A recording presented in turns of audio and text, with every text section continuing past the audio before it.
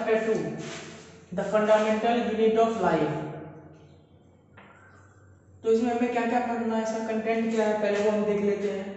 सबसे हमें पहले डिफिनेशन ऑफ सेल पढ़ना है, then unicellular and multicellular organism क्या है, उसका डिफरेंस क्या है, then discovery of cell, cell का डिस्कवर किसने किया था, फिर यूकैरियोटिक एंड प्रोकैरियोटिक सेल क्या होता है, and then difference between eukaryotic and prokaryotic cell, then cell biology किसे कहते हैं, देन सेल का शेप क्या है, साइज क्या है, एंड देन सेल का थ्योरी क्या है, सेल थ्योरी किसने दिया है, एंड देन सेल ऑर्गेनिज्म, सबसे इंपॉर्टेंट जो है आपका cell organism, and at last हमें क्या पढ़ना है, डिफरेंस बिटवीन प्लांट सेल और एनिमल सेल का डिफरेंस क्या है। सबसे पहले हम देख रहे हैं डिफिनेशन ऑफ सेल क्या है इसका, it is a structural and functional unit of life, मतलब हमारे लाइफ का जो हम लोग जो ह्यूमन बीइंग बने हुए हैं सबसे स्मॉलेस्ट पार्ट जो बना हुआ है वो है आपका सेल। जैसे देखिए एक सेल है, एक से ज्यादा सेल मिलके आपका क्या बनाता है, टिश्यू, फिर एक से ज्यादा टिश्यू आपका मिलके क्या बनाता है, ऑर्गन, फिर एक से ज्यादा ऑर्गन आपका मिलके क्या बनाता है, ऑर्गन सिस्टम, और एक से ज्यादा ऑर्गन सिस्टम हमारे मिलके कॉम्प्लेक्स बॉडी बनाता है जिसे ह्यूमन बीइंग का फॉर्मेशन हो रहा है। ये तो सबसे स्ट्रक्चरल यूनिट और फंक्शन का आपका क्या हो गया, सेल। और ये क्या है आपका माइक्रोस्कोपिक है, मतलब विदाउट माइक्रोस्कोप हम इसे नहीं देख सकते हैं। इसको देखने का दो चीज है, by the help of two process हम देख सकते हैं, एक है आपका इलेक्ट्रॉन माइक्रोस्कोप और दूसरा है कंपाउंड माइक्रोस्कोप। इलेक्ट्रॉन माइक्रोस्कोप जब सेल डिस्कवर हुआ था उस समय इलेक्ट्रॉन माइक्रोस्कोप आपका प्रेजेंट नहीं था, इसलिए उसमें किस माइक्रोस्कोप यूज किया गया था, कंपाउंड माइक्रोस्कोप का। तो देख लीजिए सेल का definition, it is structural and functional unit of life. हमारी लाइफ का सबसे छोटा सा पार्ट जो है वो है आपका सेल, जो कॉम्प्लेक्स बॉडी का फॉर्मेशन करता है। नेक्स्ट चलते हैं यूनिसेलुलर ऑर्गेनिज्म क्या है। वर्ड से पता चलता है यूनि मतलब वन या सिंगल, मतलब वैसा ऑर्गेनिज्म जो सिंगल सेल से बना हो उसे कहते हैं यूनिसेलुलर ऑर्गेनिज्म। एग्जांपल क्या है इसका, बैक्टीरिया हो गया आपका, प्रोटोजोआ हो गया आपका, बैक्टीरिया में क्या हो जाएगा आपका ब्लू ग्रीन एल्गी हो जाएगा, प्रोटोजोआ हो गया आपका ईस्ट हो गया। तो ये सब जितने भी ऑर्गेनिज्म है वो सब क्या है आपका यूनिसेलुलर ऑर्गेनिज्म। अब नेक्स्ट चलते हैं मल्टीसेलुलर ऑर्गेनिज्म। मल्टी मतलब मोर देन वन, तो वैसा ऑर्गेनिज्म जो एक से ज्यादा सेल का बना हुआ है उसे कहते हैं मल्टीसेलुलर ऑर्गेनिज्म। एग्जांपल क्या है इसका, बेस्ट एग्जांपल है आपका हम लोग ह्यूमन बीइंग।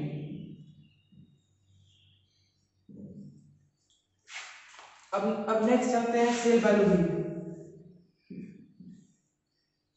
सेल बायोलॉजी क्या किसे कहते हैं, study of cell structure and function is known as cell biology, मतलब सेल का स्टडी करना, इस प्रोसेस को क्या कहते हैं, सेल बायोलॉजी। देन है आपका सेल शेप। सेल शेप क्या, सेल जो डिफरेंट टाइप ऑफ शेप होता है इसका, पहला है आपका स्पिंडल शेप, दूसरा है स्फेरिकल शेप। स्पिंडल शेप आपका क्या हो जाएगा आपका, जैसे मस्कुलर टिश्यू जितना है आपका वो आपका स्पिंडल शेप हो गया।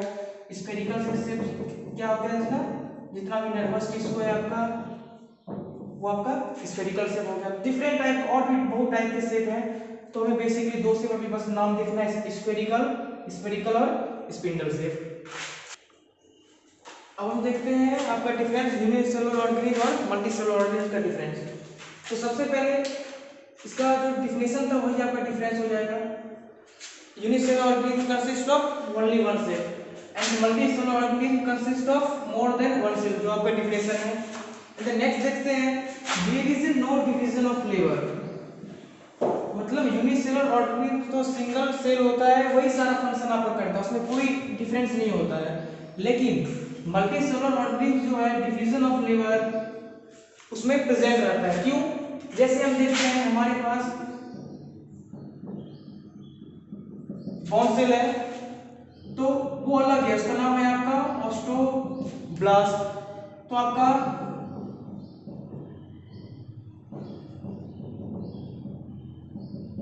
व्हाइट ब्लड सेल्स है जिसको आप लोग कहते हैं ग्लिकोब्लास्ट। तो इसी तरह हर सेल का डिवीजन ऑफ लेबर अलग अलग होता है, मतलब हर सेल का फंक्शन अलग अलग होता है, लेकिन लिविंग सेल ऑर्गेनिज्म में एक ही सेल होता है और वो सारा फंक्शन को मेंटेन करता है। नेक्स्ट देखते हैं, reproduction is done by single cell. तो वाजिब है इसमें सिंगल सेल एक ही सेल प्रेजेंट है तो रिप्रोडक्शन भी सिर्फ वही सेल करेगा। लेकिन मल्टी सेलुलर ऑर्गेनिज्म में रिप्रोडक्शन, जैसे एग्जांपल हम ले लेते हैं ह्यूमन बीइंग का। तो ह्यूमन बीइंग में दो टाइप का सेल होता है नॉर्मल, एक जर्म सेल और दूसरा सोमेटिक सेल।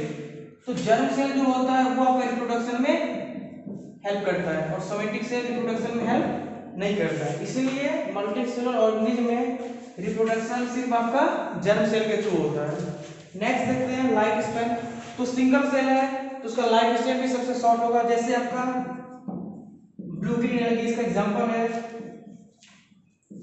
प्रोटोजोआ इसका एग्जांपल है। ब्लू ग्रीन एल्गी का लाइफ स्पैन आपका होता है डेज टू वीक में, और इसका एग्जांपल आप क्या है, अब जस्ट देखते हैं ह्यूमन बीइंग।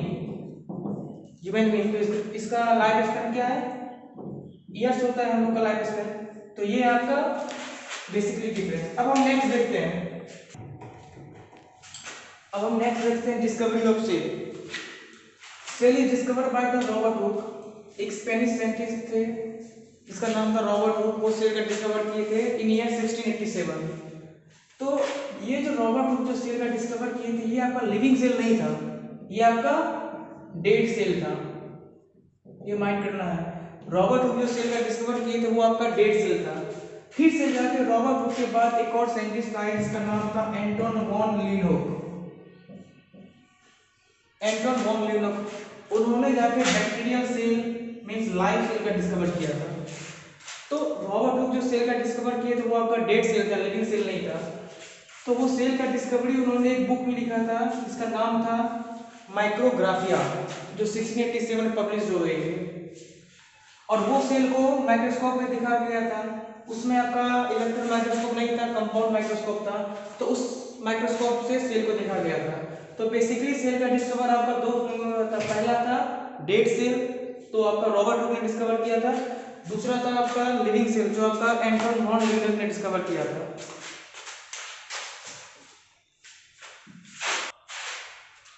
अब हम स्टार्ट कर रहे हैं आपका सेल थ्योरी। तो कोई भी कंसेप्ट जो रहता है उसका एक वो थ्योरी पे बेसिस रहता है।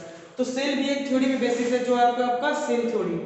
तो सेल थ्योरी के बारे में देखते हैं। सबसे पहले दो साइंटिस्ट थे एमजे स्क्लेटन एंड टी स्वान, उन्होंने सेल थ्योरी दिया था, लेकिन वो सेल थ्योरी बाद में वैलिड नहीं हुए।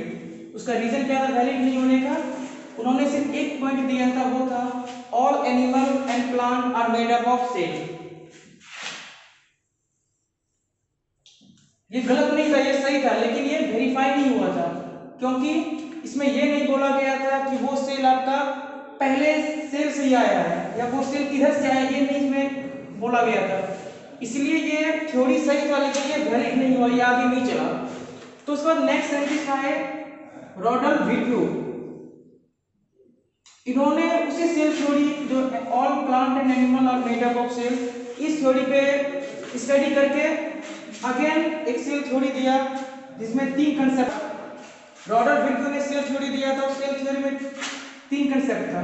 पहला तो सेल का आपका डिफिनेशन है, cell is a structural and functional unit of life, मतलब हमारी लाइफ का सबसे छोटा पार्ट जो है वो आपका सेल है। दूसरा all cell arise from pre existing cell, मतलब जैसे हम एग्जांपल ले लेते हैं कोई सेल का, ये आपका कहां से आ गया, ये आपका पुराना सेल से डिस्कवर हो रहा है। अगर ये पुराना कोई ओल्ड सेल आपके बॉडी में प्रेजेंट नहीं है तो आपका न्यू सेल का फॉर्मेशन नहीं होगा।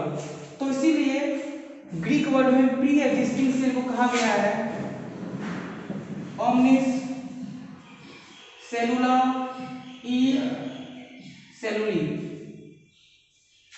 रॉडल्फ विट्रू ने डिस्कवर किया था, लिखा हुआ था all cell arise from omnis सेलुला ई सेलुली, और ये ओमनिस सेलुला ई सेलुली को ही बाद में स्टडी करके प्री एग्जिस्टिंग सेल लिखा गया।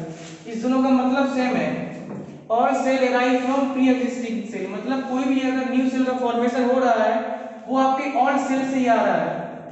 अब नेक्स्ट देखते हैं every cell start is life from single cell.